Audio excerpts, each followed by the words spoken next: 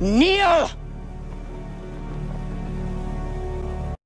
A fantastic episode from Game of Thrones this week. All I can say is for now, we have another wedding on our hands. Welcome to the top 5 moments from the episode, followed by the overall verdict.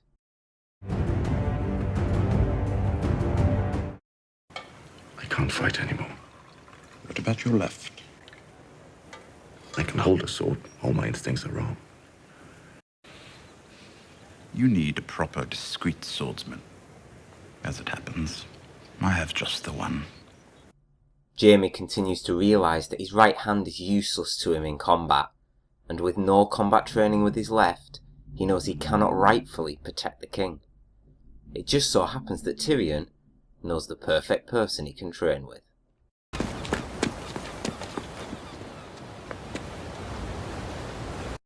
I still have my right hand. Plan on growing it back.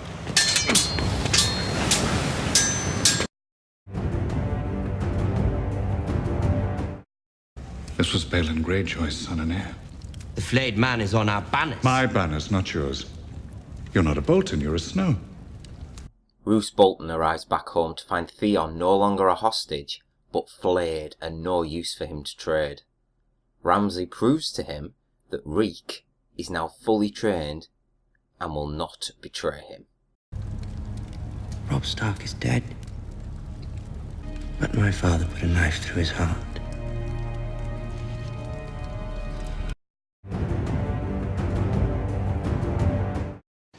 You can be my cupbearer. Your Grace does me a great honor. It's not meant as an honor. Ever since episode 1, Tyrion has always been the one to stand up to his now king, Joffrey. And once again, Joffrey's beginning to push him over the edge, giving him the job of his cupbearer.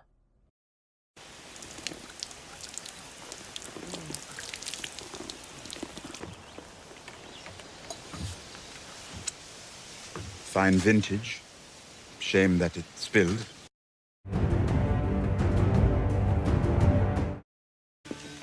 Book? The Lives of Four Kings, Grand Maester Keith's history of the reigns of Beren the Young Dragon, Baelor the Blessed, a book every king should read.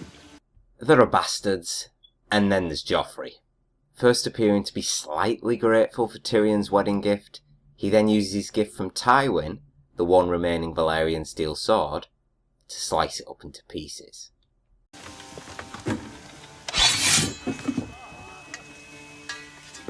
Nothing cuts like Valyrian steel.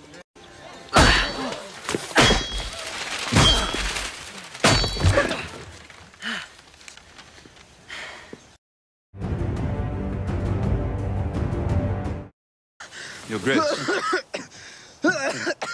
It's nothing.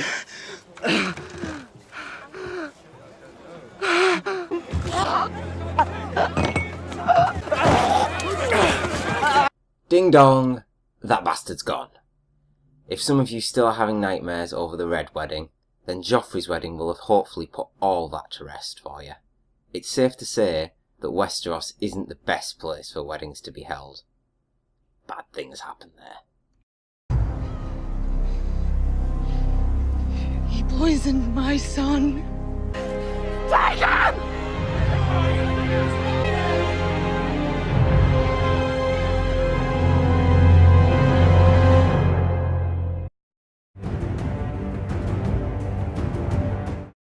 My overall verdict for this week's episode of Game of Thrones is a full 10 out of 10.